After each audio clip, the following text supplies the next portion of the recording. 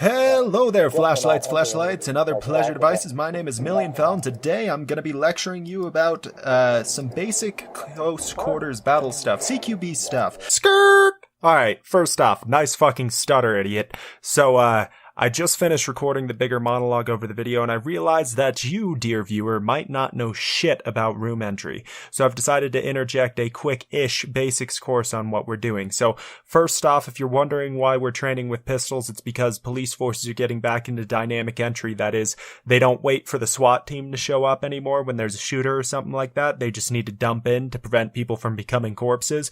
And so if you're just dumping in as a patrol officer, you're probably doing it with your pistol, and since we're training with the police, that's how we're gonna train. Alrighty, so room clearing basics 101. Not all inclusive. You can find better information from other people's videos that are better produced. Shitty graphic incoming. So, 1, you guys stack up outside the door you're going in, and y'all grab each other's shoulders. When the guy in the back is ready to go, he's gonna squeeze the shoulder of the guy in front of him, and he'll do the same to the guy in front of him, and so on and so forth until it gets to the point man, who either signals to the breacher by nodding to breach or executes the breach himself. You'll see this in the video. At this point, this concept of the guy in front of you is never wrong is going to come into play. This means that as the team enters, the point man is going to choose where to go, left or right, and his decision decides automatically what everyone else does. Additionally, he's going to charge in, and you are going to follow him in, even if the instant he opens the door, he goes down in a hail of gunfire, because it's your job to kill the guy who just killed him so that you can get his corpse to the hospital. For example, and we'll have some graphics here. If the first guy dumps in and goes to the right, the second guy is supposed to go left, and the guy behind him is supposed to go right, and they alternate, so on and so forth, so that the team organically splits itself into 2 equal halves at every intersection. This works really well with big teams because it keeps everything simple and fast and makes sure every room gets someone in it. But as you'll see in the video with smaller teams, and especially if you get confused, you can have too few people to clear rooms and you'll end up missing shit. Because all of the scenarios we're going to be going over in this video are pretty shitty worst case scenarios, the entry team does usually end up getting stuck in a door or not know how to split itself and miss something because of that.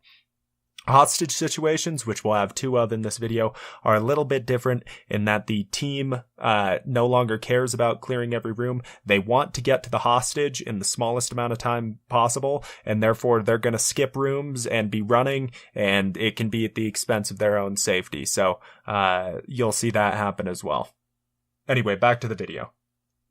This was filmed in Laramie County with the Sheriff's Office of Albany County and the Laramie Police Department. So for this first scenario, fun fact, this is the only one where nobody died. We're just supposed to be going in. We don't even know what's going on. There were complaints of shots fired. You can see some confusion here in the doorway. Sorry about that, but we've got 2 officers watching these 2 suspects sitting over here, and me and my bud here are going to be cross-covering, and then we go ahead and decide to clear in because the other officers can't really be doing anything right now. They're busy watching those suspects, and they need our backup to go ahead and arrest them, so we go ahead and move forward to clear here. What we're doing here is moving back to back, so we share each other's armor, and then he's going to go clear this room, come back to me, and then we'll move to the last room. Because this is a police training, we're supposed to pretend to be police and do things like yell, "Hey, this is the police." Now, this is the only scenario where that really happens, because as we get going further on, well, basically it's just a firefight inside of a building, but this is notable as the only scenario where anybody didn't die, and you can watch me fumble around with sim rounds here trying to get them back in the magazine. And the reason that nobody died here was probably because the bad guys weren't aggressive enough. The next scenario was the exact same, and the instant the entry team went through the door, they started getting fucked upon immediately. And, well, that wasn't very fun for them, I imagine, but, you know, I got to do an entry team where nobody died. How fantastic. So, for this next scenario we're going to be going into here, basically me and this guy you see here are supposed to be fighting each other when the police come in, and then we're supposed to take off opposite directions, they don't know we have guns, and then we whip them out. So you'll see that happen here. Well, after he yells a little bit. I'm just saying I'll kick you over and over again because I'm not creative. And there's the police. So I go ahead and run away. I don't know what they're shooting at right here, but I go ahead and take up a position on this corner. And while it may look like I'm aiming at the wall here, my barrel is actually aiming away from the wall. What's going to happen here is as these two guys clear in, the guy on the right got ahead of the dude on the left. Apparently they crossed and they weren't expecting that, and just a bit of confusion. So I end up just tapping him in the spine twice the instant he comes around the corner. And fun fact, he then spins around. You can't see it here, but that fat dude who just shot me, the guy I shot in the back spun around and shot him in the back as a first reaction, which is unfortunate. You can also see this guy's wearing fingerless gloves. One of those first shots I fired at him happened to hit him right in the middle finger, right below his second knuckle, which was not great for him. He was not happy about that. You can also see there's a room to my left which these guys didn't clear, which is a big no-no, but no one spotted it, and it's not really a big deal because there was no one in there. But, you know, there could have been. If we had another guy, that would have been a problem for them. This is a really uncomfortable position. Dude, that was the worst way to possibly do that, was walking. And, yeah, so that just wasn't great clearing, but that's the whole point of these trainings. Everyone learns from these. And, that's the entire point, so might as well do it. This next scenario here, well...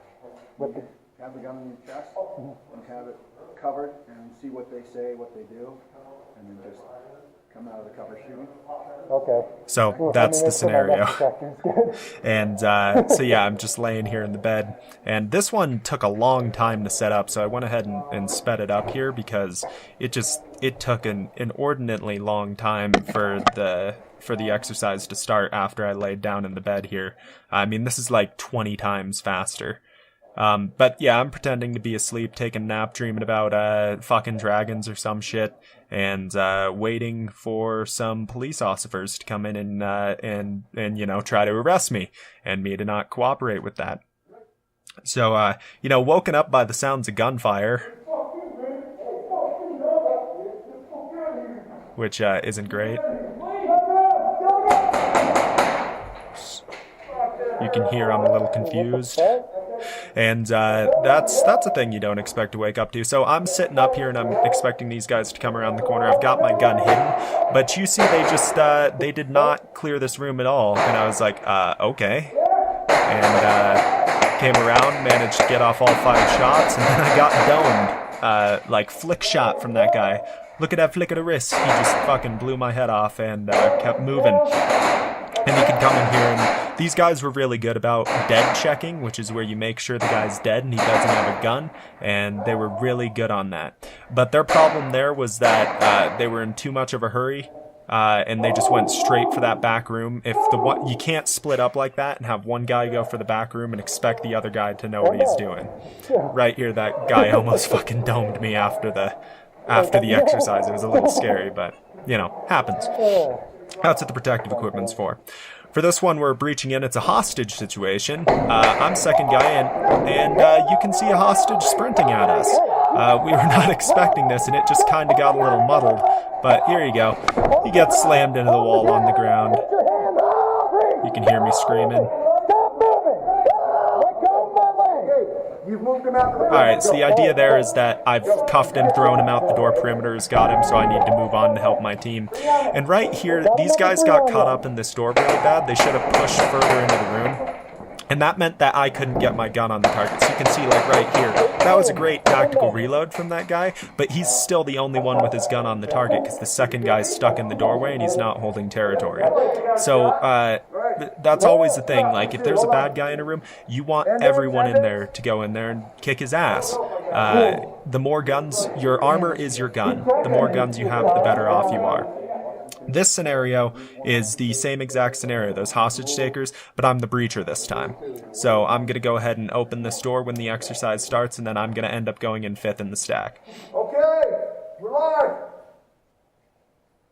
Alright, so you can see here I'm opening the door, I'm waiting for the 5th person in the stack to come out. And these guys, you can see they moved the furniture to block the room here, so I ended up seeing an opening, and this is a hostage scenario, we need to get moving, so I went in there. Now, not a great thing right here. If you listen very carefully as I come around the corner at this hostage, you hear that? That was me pulling the trigger. I would have domed the hostage right there, but I didn't have a round in the chamber. That happened twice because of safety reasons. But I couldn't get an angle on this guy, so I did what needed to be done. And right here, he actually ended up kicking me in the dick. And we all started giggling there because, well, it was a bit of an unexpected scenario. But yeah, he hit me right in the dick right there. And the reason that happened is just because he kept going into that corner and he was behind the hostage, and me and that other guy could not get an angle on him, so there was just nothing to do but go for it. And, you know, that's a thing that might work in real life. Hostage takers don't usually like to shoot their hostages because they know they're going to die if they do that. But, you know, could happen.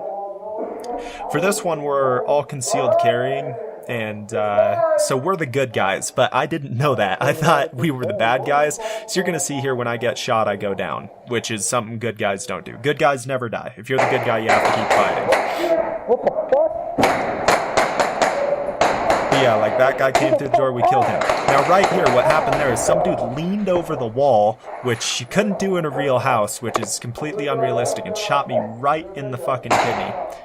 And you could actually, I talked over it, but you could hear Officer Cirillo, the guy who was helping us out, was telling me to get up because I was a good guy, but I couldn't hear him. These masks really make it hard to hear, and you'll see that in the next one as well, when some guy's out of ammo and he wants me to move forward and I can't hear. Well, it's a good simulation of what it's actually like in combat. You can't see shit and you can't hear shit, so that's really useful. Getting shot there hurts so bad. Alright, so this scenario, we're going in, not a hostage situation, this one's just a drug house, right? And so what I'm doing here is I'm doing that back-to-back thing with this guy again, so that my armor's protecting him from behind, and I'm watching his behind, and he's actually engaging a guy behind a chair right now. What happens with him is he runs out of ammo, and then he decides to be a hero and commit suicide on this guy's gun. You'll see that happen here in a moment. That's a little extreme, and so I ran after him. Some dude laying in the bed shot me in the back right as I did. Ran out of ammo. Not as good at tactical reloads as that man there, but, you know, I did what I could. I hit this guy in the head, but it wouldn't have killed him. It was like a grazing hit, but, you know, just making sure he's dead, because I don't want to waste ammo. So right here, this is what I was talking about with the not being able to hear thing. So you can hear him saying, I got no ammo and I need to go, and I just can't hear it. Right here, double malfunction right there. That was not great. In real life, that would have fucked me over because the guy behind me didn't have ammo. But in real life, of course, we would have actually loaded our guns with more than 5 bullets. And then I threw my magazine at him. I don't know why, but, you know, that would work. And then I was actually looking around for more bullets so that I could load one into my gun and go try to help out my team. Because the exercise isn't over right now. We're just kind of futzing about because we don't have any ammunition left. You can actually see right here, he hit that dude so hard that it pushed the wall back, which is pretty funny. But in real life, obviously, that would not be a good scenario. You'd want to fall back and have the person behind you move forward to get in a firefight. This is the last one. It's not as entertaining. Right here, this guy's a robber, I'm a homeowner. Police come in, I'm supposed to shoot him. That was my second weapon malfunction, but they're telling me to drop the gun. I'm a law-abiding citizen, so I do so. And then right here, they're just ignoring me, which is really weird. And this second bad guy comes through the door. I'm pretty sure this guy in front of me took like 5 rounds for me. Which, you know, thanks, man. Sim rounds don't feel great. They don't hurt that bad, but I mean, that one that hit me in the kidney was really bad. But other ones are fine. So right here, I go ahead and hide behind the couch, something that wouldn't cover me in real life, but it works fine here. And then these guys come to arrest me, and they're not paying attention to the suspect, and the suspect makes them pay for it. Shoots that guy right where I got shot before, but on the opposite side. You can see it's hurting him right here. You know, he's like, ow! It's not fun, but so yeah, that's a basic thing there. And yeah, well that's really kind of the end of the video, I guess. So you know, you can hear them fucking up my walls in the back, and I think I actually comment on that right here. Oh, fuck, I'm gonna have to redo my walls. Yep, I absolutely did. Luckily, the walls weren't actually mine. They're only sim rounds, so I don't have to redo it. But, you know, would have cost me a lot of money if I was actually a homeowner. Bad police work, if you ask me. Thanks for watching.